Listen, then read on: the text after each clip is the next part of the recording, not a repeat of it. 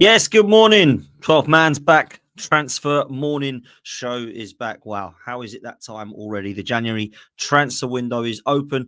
We're going to bring to you all of the transfer news this morning. Rumours, so be it loosely or strong rumours or done deals, will all be announced here this morning as we look over the night's transfer rumours and stories. So big up to every single one of you that's here. Make sure you hit the like button. Make sure you are subscribed to the channel if you're not done so already. We're so close to 30k. It really is quite incredible how close that we are.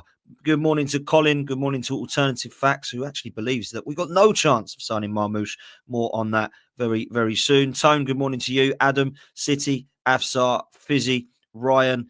We've got Mum in the house as well. And everybody else as well that's watching live. And of course on catch up. So big up to you guys. I hope you are all well. Morning to Kwame and good morning to everyone. Look, before we go any further, let's please look at the sponsors for the channel, who of course is Reality Raffles, with a new opportunity, just 99p. Use the code FTM10 to get 10% off of that as well, to win a £500 football match day experience package of your choice. Yes, it does include the Emirates. You can get to go to the Emirates. You can get to go to any football match of your choice. Has to be in the UK though, and there are instant win opportunities as well. So £500 for football match day experience is pretty unbelievable prize, people. So please make sure that you are in that draw. Make sure you're following Reality Raffles on Instagram. Make sure that you click on the link in the description or pin to the comment section of this chat, and it will take you straight there and you can go in for that draw. The draw for that is this Friday, people. So you do not have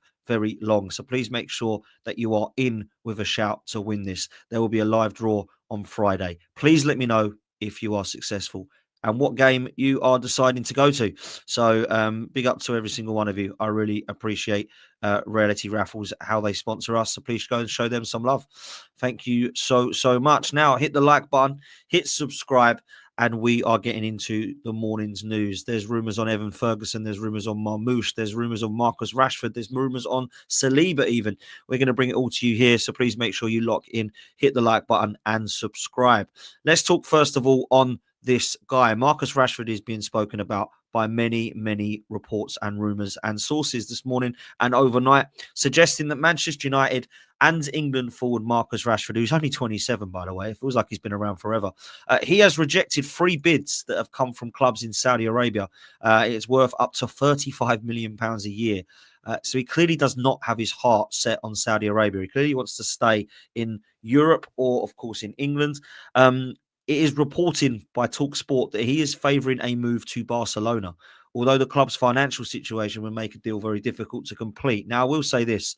When it comes to Barcelona, trust me, they always seem to make things happen financially. I'm not saying it's corrupt, but you're kind of hearing me. Barcelona have never seemed to be ceased to amaze me at how they can continue to work the way they do in their financial circle. It just seems as if nothing really bothers them. But Marcus Rashford is being tipped with a move away from Manchester United, and the links at the moment are suggesting that he does not want to move to Saudi, but that Barcelona are the team that he would like. Borussia Dortmund and PSG are also showing renewed interest in Manchester United Academy graduate Marcus Rashford. And the biggest news, I suppose, that would tempt some of the sources out there with some, I know they all love rumours, don't they, is that there could be a potential swap deal with Napoli for Victor Osimhen. Now, this is another player who at the moment doesn't really have a long-term future at Napoli, is on loan currently at Galatasaray, which will be quite an easy deal for anybody to get done. He has got a release clause, which we understand is not 120 million like people were saying. It's not nearer to the mark of 60 to 70 million euros. So it looks as if this could be a potential striker that could be off in January. Now, I think it would be a great deal for Arsenal to make. I think we should be all over this if this is to be true and if it is a player that we are interested in. I know over the years we have looked at Victor Osimhen, but it looks as if Manchester United are going to try to use Marcus Rashford to tempt Napoli into a swap deal for 26-year-old Victor Osimhen. But that, of course, is coming from the tabloids, so we don't know how reliable some of that news is. But it looks as if Marcus Rashford is the player that Manchester United are trying to get out the door. Now, there are other suggestions with Manchester United sticking with him. That actually is Victor Gyökeres that they want to sign. It does say and suggest with news reports this morning that Manchester United could sanction 3 loan deals in January to free up some funds in their £80 million pursuit of 26-year-old Swedish striker from Sporting Lisbon, Victor Gyökeres. Now, I've always been a fan of Victor Gyökeres, and if I'm honest with you, he's always been the one that I wanted if Isak was not available, and it looks like Isak is not going to be available. So therefore, Victor Gyökeres would be the one that Arsenal, I think, should go and get. And they've both got release clauses, these two Victors. Osimhen and Gyökeres are both available this January if we was to release the clause. Now, the clause in both the contracts suggests it's similar fees, but Gyökeres is just a little bit more, with £84 million being the release clause. Now, Sporting Lisbon would like to keep him. I believe that he is quite content with staying, but there are rumours suggesting that he would be tempted with a move. And Manchester United, because of the new manager, Ruben Amorim, is, of course, the favourites to be linked with him. Now, it looks to me as if Victor Gyökeres would be available, and the release clause, once activated, Sporting wouldn't be able to do too much about it. I just don't know why Arsenal are not all over this. I think this would be the move that I could absolutely see happening, and I think should be happening. And you could talk about how much we've spent in the summer and how much available. If there's over 100 million available this January transfer window, then we might be able to look at something else alongside Victor Osimhen or Victor Gyökeres. The release clauses allows us to actually have a little bit of a chat about who else might be available. Maybe there's a winger that we want as well. Maybe there's a defender that we want as well. Maybe there's a midfielder that we want as well. We have enough funds from what we're being told. PSR is not an issue with Arsenal. The Cronkies are providing funds in January, it seems. So surely Arsenal should be all over one of these two players. And I just feel like with release clauses, there's no excuses. There's absolutely no excuses to go and get one of the victors. And it looks like both of them could be on the move in the winter transfer window. If not, definitely the summer. So watch this space. We're also going to stick with Manchester United because there's a couple of loose rumours as well. Amad Diallo is being linked with a contract extension. Now, there's a lot of people that were suggesting that actually he might not stay at Manchester United. But the Ivory Coast forward, only 22, is on the brink of signing a new contract extension with Manchester United. That comes from the Express. I think Amorim wants to keep him, if I'm honest with you, along with Kobbie Mainoo.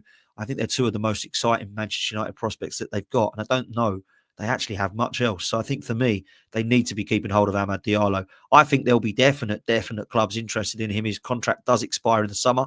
So in January, he can pre-arrange a contract with other clubs or talk to other clubs in January. So Manchester United need to get this deal tied up because he looks a very, very exciting prospect. And I think he's been one of their best players so far this season from what I've seen. So there absolutely has to be a deal in place there for sure.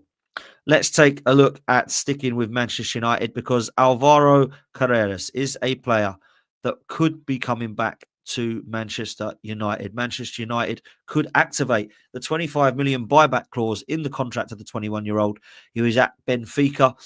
He's also a Spanish wing-back. They sold him in May, but there is a buyback clause, and Ruben Amorim is up for some wing-backs in a system that he needs to be trying to get right. Wing-backs is probably one of the most important positions. And with players like Dalot, players like Mazraoui, players like Malacia, I think he wants to upgrade on those positions from what I can see. I think there's only really Mazraoui who's impressed. Some of the others have struggled into this new system so far, but it is, of course, early days. But Alvaro Carreras is a player who Manchester United can buy back with a clause for just 25 million. Apparently, he's been doing very, very well over at Benfica. So watch what happens here with Manchester United. There's definitely quite a lot of rumours surrounding them. And I think that they're going to be the club that people are talking about the most because look at where they are. Look at how much money they've got to spend. The new structure is now in place. Ruben Amorim is here and he's going to want to be provided funds so that he can get his system working. So I expect Manchester United to be extremely busy in the coming weeks. Let's talk away from Manchester United because there are rumours suggesting that Kyle Walker is being linked with moves away. Now, it sounds as if the England defender, who's now 34 years old, is wanted by Saudi Arabian clubs, Al Nassr, Al Ali, and Al Ittihad, all linked with Kyle Walker. And if I'm honest with you, as much as Pep probably does like the fact that he wears the armband still and he does give a little bit of trust in him, I don't think he's been very good this season at all. And I think he's shown decline as a footballer in terms of the mistakes and the amount of mistakes that he's making in the Manchester City defence. So it would not surprise me if they were to look to get rid of Kyle Walker. Now, that looks as if that could mean that Manchester City could be on the hunt for defenders. And I know for a fact that they're going to be definitely busy in the January transfer market because of where they are in the league. They know that they need a few players to try and save some of their season, because the way they're playing, it doesn't look like they're going to pick up any silverware, but things could change very quickly with Pep Guardiola at the wheel. Trust me. Let's talk about Daniel Marlon, a player that Arsenal fans will know all very, very well. He used to play for us, probably going back 8-9 years now as a youth academy prospect. It looks as if the 25-year-old could be on the way out. Aston Villa are in talks with the Borussia Dortmund player over a move for the 25-year-old, and Daniel Marlon, who I can't believe is now 25. The club value him at £25 million. Now, he's a player who I think can play a number of positions, to be fair. When he came through at Arsenal, I think he was more of a midfielder and more of a winger. I think he has been playing across the front three. I think he has been impressing for Borussia Dortmund, who I must say, by the way, have a brilliant scouting system. Some of the players that they've managed to bring into the club and sell for unbelievable money, not just the likes of Haaland, but also looking at Jude Bellingham. Obviously, Jayden Sancho been linked with the moves there. They had Gundogan for a while. Now they are looking at Adeyemi and Daniel Marlon, who both of them are performing and both are wanted by quite a number of clubs. So watch what happens with this space, because it looks as if Aston Villa are interested. And if I'm honest with you, Aston Villa are looking at wide forwards, because they've only really got sort of central attacking midfielders that play wide. You know, John Duran and Watkins definitely don't play wide. Jacob Ramsey can do, but he's more of an attacking midfielder. Likewise, Ross Barkley. Likewise, Buendia. Obviously, Morgan Rogers. John McGinn. Philigene's the only one that they really have, and Bailey, that are wide forwards. Everybody else seems to be an attacking midfielder. So Aston Villa needs some wide men, in my opinion. So watch what happens there. Watch what happens here as well, because Dani Olmo, it still isn't agreed. It looks as if Barcelona are doing all they can to try to register Dani Olmo. And Liverpool and City are circling. Liverpool and Manchester City are considering January bids for the 26-year-old Dani Olmo after the Barcelona player failed to register the Spanish midfielder. Now, that's coming from Sky Sports in Germany, who are reporting that Barcelona are trying their best to get Dani Olmo registered, and they might have to look to do some business in the coming days to try and shift a few players out so that he's able to be registered. Now, I actually do believe that he will stay at Barcelona. I think he's happy in Spain, and I think he wants to stay at Barcelona. It's just been some problems they're having, which, let's be real, is normal for Barcelona when it comes to money, when it comes to players they've got, when it comes to having too many players. But Liverpool and Manchester City are both considering January bids. Now, I think Arsenal should be all over this one as well. 26 years old, won the Euros, been phenomenal where he's played over in Germany and Spain. And I think he's a player who Arsenal should be 100% looking at. And I think that when we lost Ødegaard, yes, Ethan Nwaneri could have played more, but actually Dani Olmo would slot in fantastically well there. So I have to say, I would be a big fan. So let's see what happens there. Let's talk Liverpool, shall we? Because we move nicely on to them. Darwin Nunes. There are reports that AC Milan are circling, and Liverpool have actually said they've had no contact with AC Milan, and that is over a move for Darwin Nunes, despite reports in Italy suggesting that there's a 6-month loan with a 41.5 million obligation to buy deal that could take place. Now, the Mail are saying that Liverpool have denied these rumours.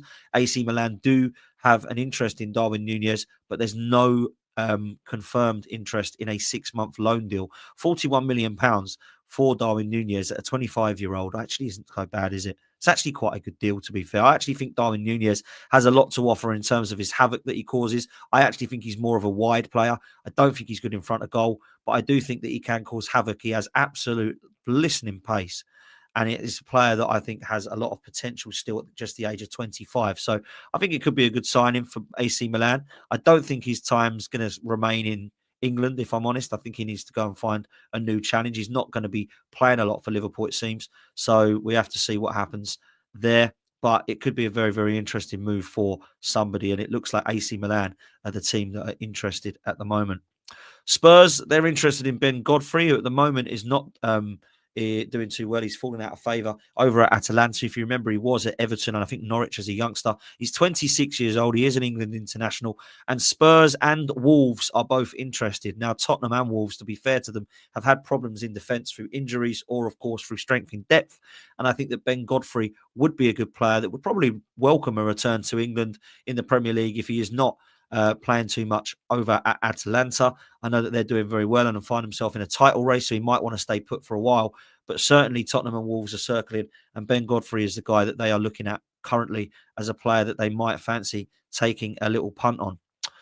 Let's move to Aston Villa. Well, this is when Filene was at Hull, but he is, of course, now Jayden Filene at Aston Villa, and he's not really doing too much in terms of starts. But Ipswich and Everton are looking at a loan move for him. He's a very talented player. He's only 22. He did really well in the Championship with Hull, alongside Liam Delap, who I thought was excellent, has been for Ipswich. Ipswich are trying to reform that partnership of Jayden Filene and Liam Delap, which did so well last season at Hull. He's only 22. He's a winger, I think, that can play on both sides. He's not really cut the mustard at Aston Villa. I don't think that he's really been a player that Aston Villa have looked at as most of importance. So I do think there's potential for there to be an option for him to leave. The Athletic are suggesting that there could be a loan move for Ipswich and Everton to get done. Where would you like to go if you're Jayden Filene? I actually believe going to Ipswich would actually be quite a good thing. With the likes of Omari Hutchinson, Liam Delap, you've got Jack Clark. You've also got some of the youngsters that he probably recognises from his under 18 days. I think it just is a better fit for him. At Everton under Sean Dyche, you haven't really got much of a style of play other than lumping balls in the box to Dominic Calvert-Lewin. I don't think that's going to improve his game or revive his career at all. So for me, I think it could be an interesting move for some of them to do, for Filene to do, but I think it needs to be Ipswich out of those two clubs. But that's just my preference, of course, and I'm a bit of a bias because I do like Ipswich Town. Let's talk about Sam Johnstone because he's a goalkeeper I've always rated. He's 31 now. I liked him when he was at West Brom in the Premier League a few seasons ago, and he's never really held down a number one spot anywhere else. But Spurs are stepping up their interest in the England and Wolves goalkeeper Sam Johnstone. I don't know if Wolves would be interested. Obviously, Jose Sarr is their number one. Sam Johnston's a very good cover at number two. But Spurs, with Vicario being out for so long, they're just not happy with Fraser Forster. I mean, let's be real. He's a bit of a fridge in goal, isn't he? You know, it's like a shift to the wardrobe when you look at him. He is an absolute nightmare. So Sam Johnstone is the player that they want. He's actually been at Palace. He's now at Wolves. He's been at West Brom. But he's never really been able to hold down a number one position. But I've always liked him as a goalkeeper. I always think he could do a job, definitely, for a Premier League side as number one. So for me, I think Ipswich Town should be looking at somebody like this because they need a top goalkeeper. Muric is just not that guy. So for me, I think that somebody like that would be really good for him to be given a number one chance. But at the moment, Spurs are looking at him, and it's a player, let's be real, that I've always thought was potentially a really good goalkeeper. I think he got into the England squad a couple of times with some of our summer tournaments. So there we go. Interesting there. Let's do a couple of super chats before we come to Arsenal. This one comes in from Suge. He says, big up down in the community. Hit the likes and subscribe, people. Make sure we're doing that. We've got nearly 400 people in here, which is great numbers for this morning. So please make sure that we are hitting the like button. At the moment, we haven't even got up to 100 likes. So please make sure that we are hitting the like button, people. Big up to every single one of you that are in here at the moment. Make sure you check out the pinned comment in the comment section or in the description for Reality Raffles and that you're following them on Instagram because they have got an unbelievable prize that could be winning in a raffle for a chance to go to games. So if you do want to get to the Emirates, click on that button and you might be able to get to go. Big up to Suge for the super chat, mate. I really appreciate that. One of the regular content creators who listens to different opinions without judgment. Thank you so much, mate. I am so privileged to have you as one of our listeners. Lawrence, big up to you, mate. I hope you're well. Thanks for the super chat, bro. I appreciate that. It says, Dan, just like previous transfer windows, Arsenal will do sweet FA in the market. I wish our fans would stop failing for the same BS from the Cronkies and Arteta that we're bringing in cover, rinse and repeat. Well, we're going to get onto that next, Lawrence, because there are rumours surrounding Arsenal suggesting that we are going to be busy in the January transfer window, but where have we heard that before? Let's go into that now because there are quite a few names that are being mentioned and linked with Arsenal. So let's go to the Arsenal section. The first name, of course, is the Brighton centre forward, Evan Ferguson. There is rumours circling that Arsenal are eyeing a move for Evan Ferguson. He could be available on a loan move, and it looks as if Arsenal are one of the clubs that are interested in the 20-year-old, but they face competition from both Fulham and West Ham for the Republic of Ireland striker. Now, TalkSport are suggesting that Arsenal are the team that are eyeing a deal, and I would imagine that Evan Ferguson is more interested in a move to Arsenal over Fulham and West Ham. But do we actually need Evan Ferguson at Arsenal? Is that a player that we think takes us across the line? Because for me, that's just more competition for Havertz and Jesus up top. I don't think that is a striker that takes us across the line. I don't think that's a striker that has let's win now attitude. If he can't get in the team ahead of Danny Welbeck and João Pedro, how's he going to get in the team ahead of Havertz and Jesus? And I just got to be real and honest. I don't think he's quite ready yet. I think that's why Brighton are not playing him. I think when he come onto the scene and burst onto the scene, he looked like he could be the next one with potential, and he looked like he could have a lot about his game. I think his old school kind of link-up play was quite respected, and he was linked to the likes of Harry Kane when he come through at Spurs. He scored a hat-trick at St James's Park, which was very impressive at 18 years old. But let's be real, he's never been able to hold down a first-team place at Brighton. So what makes us believe that he's going to hold down a first-team place at Arsenal? I just don't see this one happening. I don't think it would be a great signing for Arsenal. And it's one that a lot of fans, I think, would raise eyebrows at. I don't think there's many fans that would be excited by Evan Ferguson. I mean, let me know in the chat, yes or no. Yes for yes, I would have Evan Ferguson. No for no, thank you. I think there'd be quite a few gooners that say no, thank you. And I don't think there's anything wrong with that. I think Arsenal have gone the days of let's buy a youngster who could be good in 5 years' time. And Evan Ferguson is one of those. At 20 years old, he's still learning. At 20 years old, he's still adjusting to the league. At 20 years old, he's still trying to hold down a first-team place at Brighton. Why are we interested so heavily in Evan Ferguson? It's not something that I know. What I will say is I think it means that Arsenal probably aren't in for a striker and that they're looking at that as a potential option until the summer when they go in for who I think will be either Isak, Sesko, or maybe even both. For me, I don't think that that is something that would excite any Arsenal fans. But I could be wrong. Let's move to this because Nico Williams is being spoken about again. The athletic forward at 22 is also a target for Arsenal, and the Premier League club could trigger the Spanish international's 48 million release clause. Now, Football Transfers are suggesting that we're going to try and go back in for Nico Williams. We were told quite heavily that he was the number one target in the summer for Arsenal, and that Nico Williams would be the one that Mikel Arteta wanted on that left-hand side. I don't think he's been phenomenal for Athletic Bilbao. I think he's only got about 2 or 3 goals. He's not had the best of starts. He's not had the best of seasons, but he did light up the Euros and look fantastic on that left-hand side.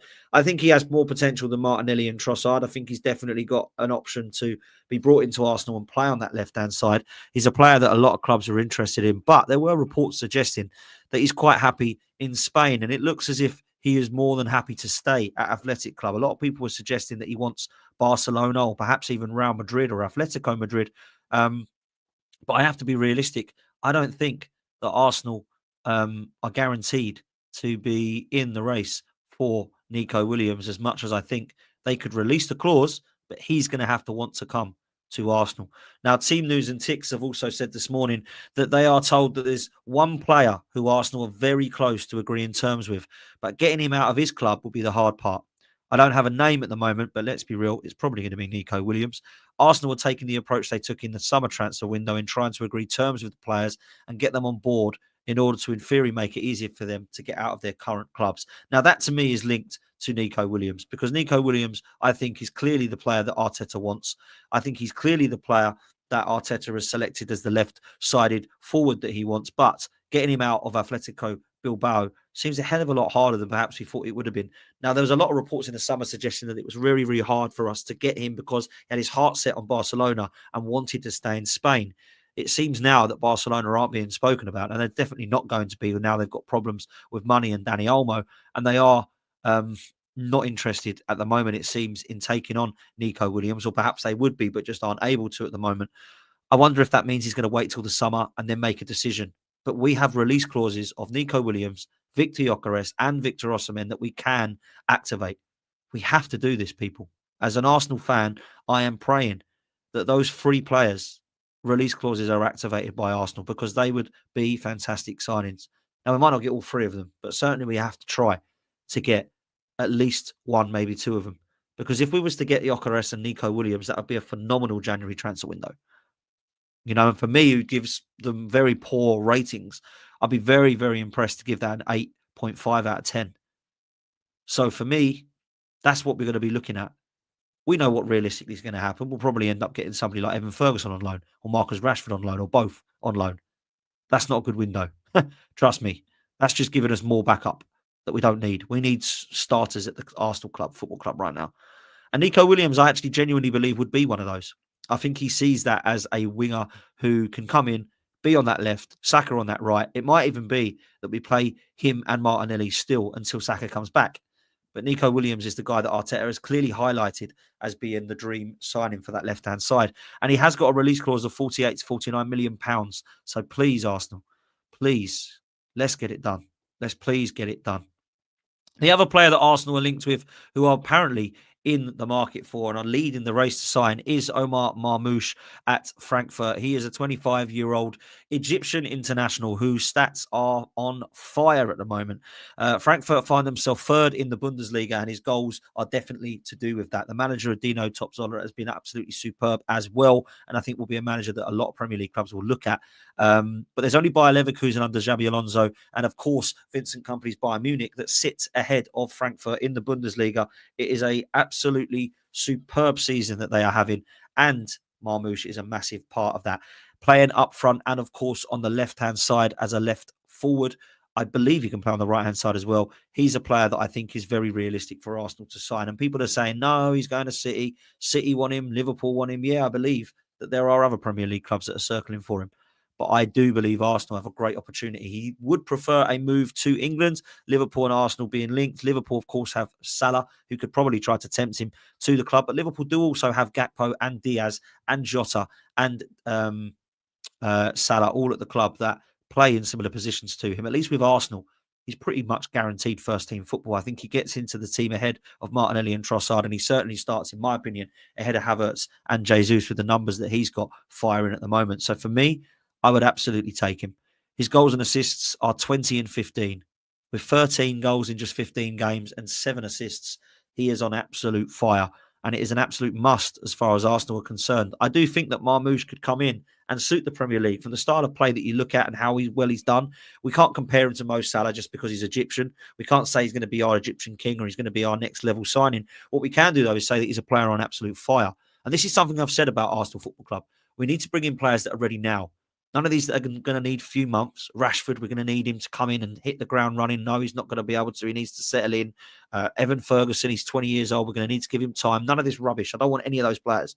I want a player that's coming in and that's absolutely on fire. Victor Gyökeres is on fire. Osimhen's scoring goals. Marmoush is scoring goals. Ademola Lookman has been brilliant for Atalanta. Cunha, brilliant for Wolves. Brian Mbeumo scoring for Brentford. These are the sort of players I want to be linked with. I don't want someone coming in who's a young kid I don't really know much about that's going to need bedding in time. Because by the time they get good in 3-4 months, the season's done in January. You get to May, they're ready now. Oh, to wait till next year, it's done. I don't want that. I really don't. So for me, we have to be bringing in players that are ready to hit the ground running now. So that's what I'm after. Let's talk about some outs, shall we?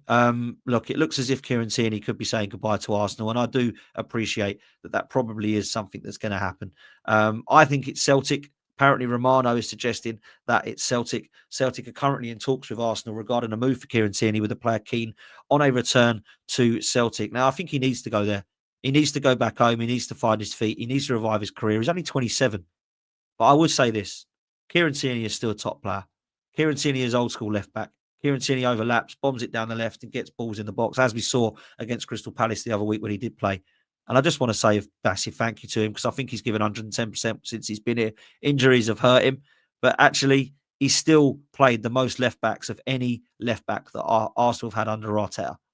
So fair play to him because he has given 110%. And I like Kieran Tierney and always will have a good place for him. And I think that he could have been a really good left back for Arsenal if he was given more of a chance. People say injuries affected him. Yeah, they did. But he's been injured less than Thomas Partey, Gabriel Jesus, Zinchenko, Tomiyasu, and there's another player.